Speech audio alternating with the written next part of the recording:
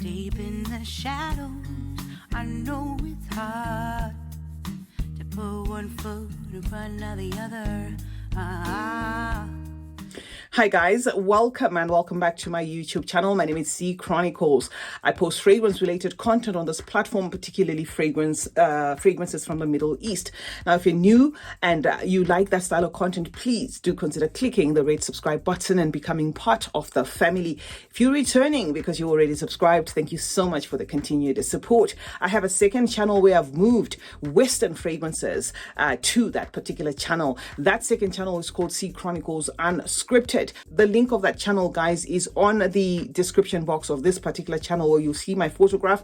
Just below that, you're going to see two links: a PayPal link, that is a donate link in case you want to donate anything towards this channel, and a link that takes you to See Chronicles Unscripted. There, you're going to find vlogs as well as Western reviews, and I'd appreciate if you subscribed on both channels. Welcome to today's video, guys. I've had a question coming, from time to time about these two fragrances. Actually, let me hold them according to how I've sprayed them. I'm wearing Mugler Alien Goddess on this hand, but we're going to respray it just to revamp it.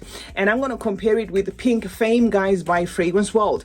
I had to buy this mini because on that particular review of Pink Fame by Fragrance World, I keep having people ask me, are you sure it is a clone of Goddess? Are you sure? Are you sure? Are you sure? So I thought, okay, fine. I sniffed this in store and I concluded that it was a clone of Alien Goddess. But since I can get a little mini for about 25 bucks, I'm going to buy the mini and then come to you here and do a side-by-side comparison. So let me just show you a close-up, guys. So that is the mini for Alien Goddess, and we are comparing it with Fragrance World's Pink Fame, right? So I'm wearing Pink Fame on this arm. I'm just going to respray it there to revamp it. The alien DNA is not one of my faves. I find it a little bit heady there, so that's a little too much. I might need to wash my hands after, because I find it a little very, like pushy to my nose. Okay, so I'm already wearing Goddess here, but I am going to respray it nonetheless and then give you a comparison, right? So that is a Goddess. That's enough. That's enough. I'm already wearing this fragrance, guys. Okay, so we're going to hold them on the hands that I have sprayed each on. Right? I took the notes of this one because this one is the one that has clear notes on Fragrantica. This one is not yet on Fragrantica unless I missed something. So this fragrance, guys, is listed as having coconut water at the top there, as well as some bergamot, and then the mid is a jasmine and heliotrope, and then the base is bourbon vanilla and some cashmere. Why I'm working with these notes is because I still stand by the fact that these fragrances, guys, borrow from each other, or rather this fragrance borrows from this fragrance. And understandably so, why you guys kept on asking was Fragrance World moved very fast when it came to this one. I think they released this one when Goddess was not even 6 months, 6 months in the market. So I think it is the reason why a lot of you guys kept on saying, are you sure? Are you sure? Are you sure? And then the presentation is a bit off, because Fragrance World is one that tries to copy everything, and they gave us in this like pink, solid bottle, which is not something that looks like that. Okay, even in its full size. So anyway, guys, first off, let me say I love the opening of this fragrance. Really love the smoothened, creamy presentation that it gives there. It gives a burst of a smoothened, creamy coconut presentation. But I also get that from this fragrance. It's just that it is the interpretation there, and it shouldn't bother you because it's basically in the opening. And I'm also going to say this has like a more sweetened touch to it, which kind of amplifies that creamy coconut feel, right? So in terms of the opening, that's the start and the end of it when it comes to both of these fragrances. And then soon after that, which is, let's say, about 10-15 minutes in, right, this gorgeous opening in especially this one, because this one kind of opens up rough around the edges there. So the twist that it takes is not really surprising. You can actually almost tell that pink is like a va-va-voom. So it doesn't really shock you when it then unveils that complex jasmine and heliotrope. They're sitting on a bed of like a powdery bed. Whereas this one, it gets to that part where for some people then it becomes like, why do they do that? You know what I mean? But both fragrances almost in that moment, which is the 15, 20, 30 minutes when that jasmine and the heliotrope kind of make, way they're like rising to the surface, carrying with them like a very powdery tone, is when you do see the likeness in these fragrances. These two fragrances, guys, are very hard to tell apart. And I can say, kudos to Fragrance World for what they did here. It doesn't look like they went cheap on anything.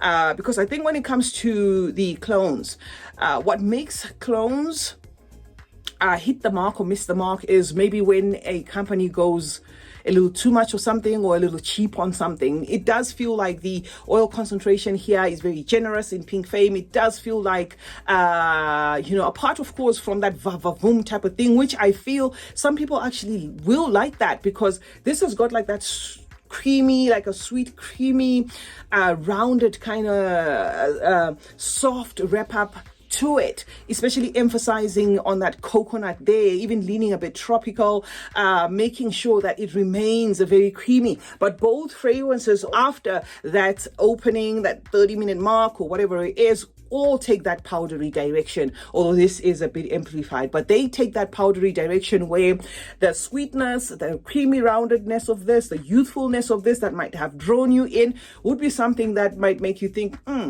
what's going on here? Because that powdery tone that the two fragrances then carry present as a very complex type of mix there. Both move from being something that a young person might like to something that's bordering now on serious and a bit mature. Not even a bit mature, very mature, very kind of serious. And with that powdery jasmine thing mixing there and the coconut, it then presents a complex scent. Both of these fragrances do not stray from that alien DNA. You will be getting like an underlying alien thing that you get there. I mean, I often describe it as a feel of like a brand new magazines, or like an inky magazine, a brand new inky magazine. And if you do not interpret it like that, here's another odd one. You might actually interpret it as what you get from a spray can. If you've ever used spray cans, I don't have any spray can near me here, but I do sometimes purchase spray cans from Latafa. And of course, I have been purchasing spray cans. I mean, those were the ones I could afford growing up. There is a staple that you get from each and every spray can. I don't know whether it's a preservative that they use. I don't know what it is, but that thing comes across as, it's not synthetic. It comes across as like a powderish thingy that wraps up the spray can. So that's something that's the direction that this powderiness in both fragrances kind of takes. So it's just going to depend on whether you like that or you don't, but it doesn't really, they both don't stray from that alien DNA. So yes, guys, this fragrances really smell similar to my nose. Would I buy full size? No, because I just have a thing with that alien thing, especially when it comes to that jasmine. The jasmine is really doing the most there, especially in this one. This one kind of musks off there with like a very heavy powder thing, but there is a distinct twinning in these two fragrances to an extent that if you can get your hands on this one, you will thank me later. This is definitely, guys, inspired by Alien Goddess, and they nailed it, except of course for that va-va-voomness that you get in this one, where it can somewhat come across as a bit pushy there, while this one tends to soften everything, trying to make sure that they do not lose that tropical coconut round up there, that soft coconut, tropical leaning, creamy type of coconut. That's what the direction of this fragrance kind of sticks to. They were able to preserve a certain flow that they wanted this fragrance to carry, whereas this one then takes that distinct powderiness that in a way can even come across to some as muffling that coconut, if you will.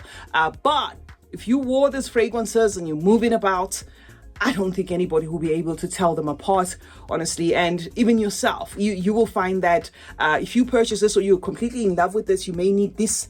You may need this one as a backup, because then you can, just go to town with this one. You can, the price is right on this one. So yeah, this is definitely in the same vein as Alien Goddess. I hope you found this video helpful. I find this one has a wider projection there because of that sharp, powdery direction that it takes. So this one will have you getting compliments even 3-4 hours in after wearing it. Whereas this one, because of that, I don't know, that elegant thingy or whatever it is, that smooth as everything, can come across as a bit shy there, like holding back. But you, the wearer, enjoy that coconut wrap up, and you will probably get compliments from this one, for the first hour or so. Okay, so that is what I can say about these two fragrances. Of the florals that are in there, what to look out for the most is that pronounced jasmine. Both have got that screaming jasmine, which is something that is synonymous with the alien DNA. There is the mention of the bourbon vanilla in here. Yes, the bourbon vanilla is there, but I think I get it more from this one than I get it from here. But obviously it is in there. It's just that there is this powdery thing that I find amped up in most of the fragrances, and I think it is their trick to get their fragrances to kind of do the most. Both fragrances dry down musky, and both fragrances will give you at least 8 to 9, 10 hour performance, especially this one. And this one maybe 8, this one maybe up to 10. So that's it, guys. CeeChronicles is my name. That is what I had for you today. Alien Goddess versus Pink Fame. Do turn on post notifications on both my channels. That way you get to be notified anytime I upload a video. Now, like and share this video, guys, and remember that smelling good is a form of good manners. Cheers.